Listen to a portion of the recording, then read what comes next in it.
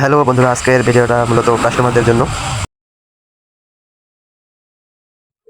তো আমরা বাইকে মূলত অনেকেই দেখা যায় যে হেডলাইটের বাল্ব এলইডি একটা উন্নত মানের কিনে নিয়ে এসে লাগাই।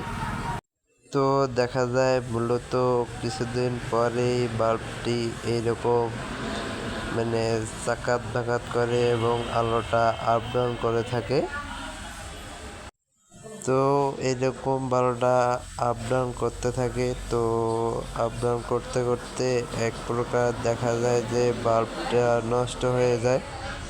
তো আজকের ভিডিওটা মূলত যারা এগুলো এলইডি বাল্ব লেগে থাকি তাদের জন্য, যে বাজার থেকে অনেক একটা ভালো মানের 800-900 টাকা দিয়ে বাল্ব কিনে নিয়ে এসে সেটা নষ্ট হয়ে যায়, সেটি আমাদের জন্য দুঃখজনক বিষয়। তো আমরা বাল্বটিকে একটি সংশোধনীয় করে দিব। তো ভিডিওটা না টেনে সম্পূর্ণরূপে দেখুন।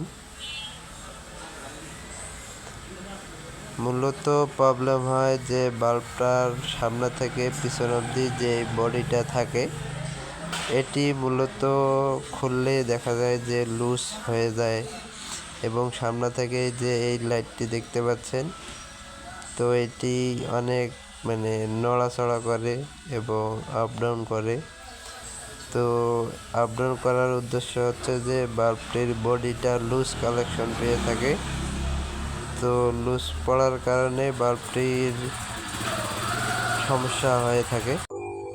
আমরা বাল্বটি খুলে এখন কাজ করে দিব।